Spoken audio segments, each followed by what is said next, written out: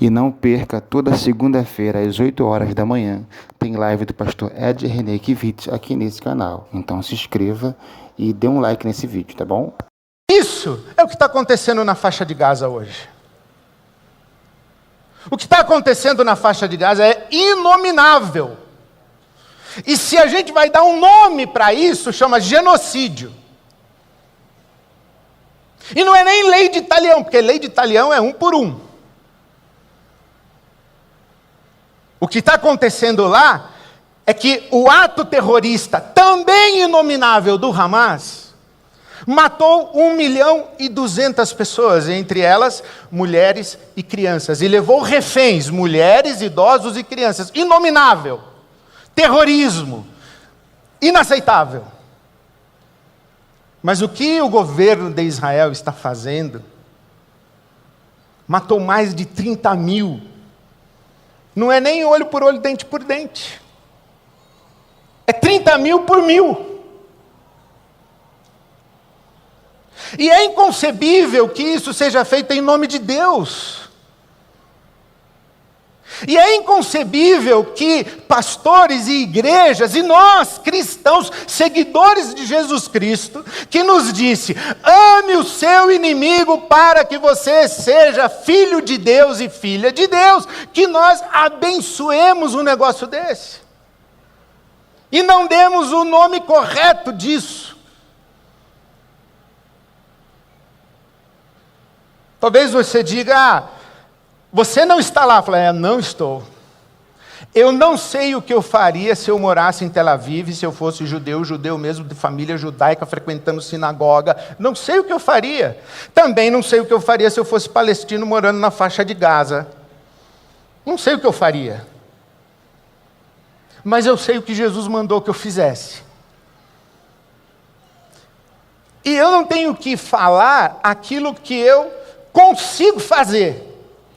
Eu tenho que falar aquilo que o Evangelho diz que deve ser feito. Mesmo quando aquilo que o Evangelho diz que deve ser feito é contra mim mesmo. Eu me lembro que um dia na IBAB, eu estava fazendo uma palestra sobre cultura de paz. E veio uma pergunta, o que o senhor acha do torturador? Eu respondi, é uma besta. Torturador é uma besta. Porque um sujeito que trata um ser humano como um animal, se torna ele também um animal. Ele se bestializa.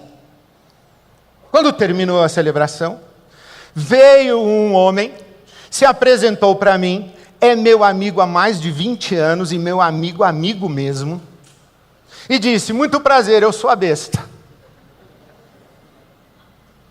Sou policial civil aqui na sua cidade. Quero lhe fazer uma pergunta, pastor. Se a sua filha estivesse sequestrada, e eu tivesse aqui na salinha do lado o sequestrador, e tivesse escutado pela escuta telefônica que a polícia tem no sistema dos bandidos, que esse sequestrador aqui que está na salinha do lado, sabe o lugar do cativeiro da sua filha, o senhor me daria 5 minutos com ele na sala? Eu disse, eu entraria com você na sala. Minha filha. Mas continuaria errado, seríamos 2 bestas.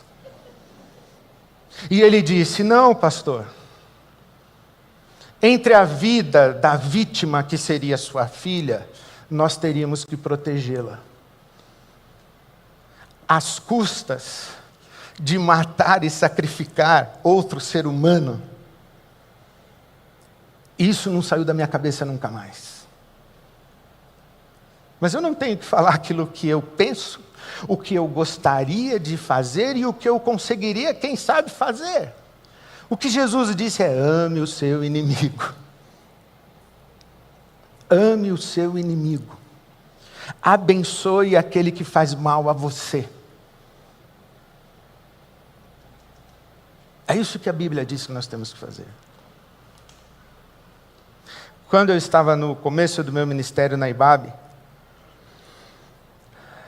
algumas pessoas do bem começaram a deixar algumas mensagens muito violentas, agressivas, hostis, na secretária eletrônica da minha casa. Se você é do tempo da secretária eletrônica, você chegava em casa e tinha um numerinho 5 piscando. Aí você apertava e ficava ouvindo as 5 mensagens que deixaram na secretária eletrônica. E tinha algumas que eu não conseguia ouvir até o fim, eu já deletava. E aquilo me feriu profundamente, porque eram membros da minha igreja, minhas ovelhas. Naquela época, o meu amigo Israel Pessoa era o ministro de adoração da IBAB. Ele entrou na minha sala uma manhã e disse assim: pastor, minha mãe mandou um recado para você. Eu falei: que recado? Ela mandou você orar em voz alta pelas pessoas que estão atacando você e ferindo você.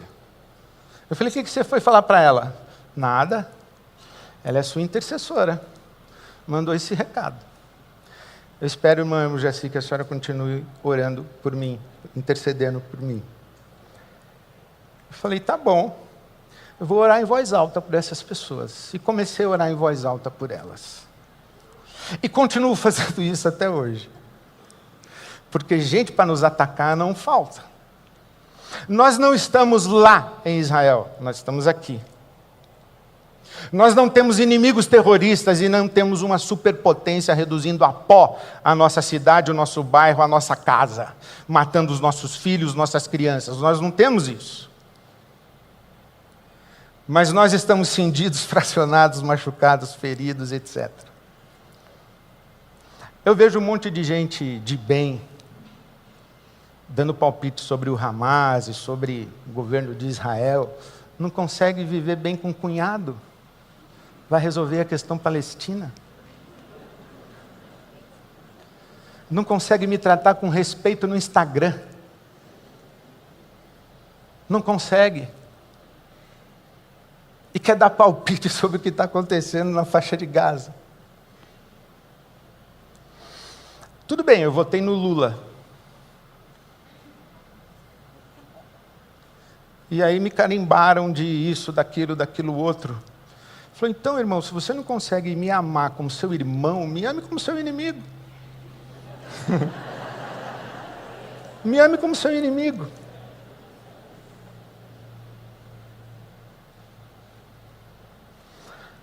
Amar é querer o bem do outro, da mesma forma que queremos o nosso bem.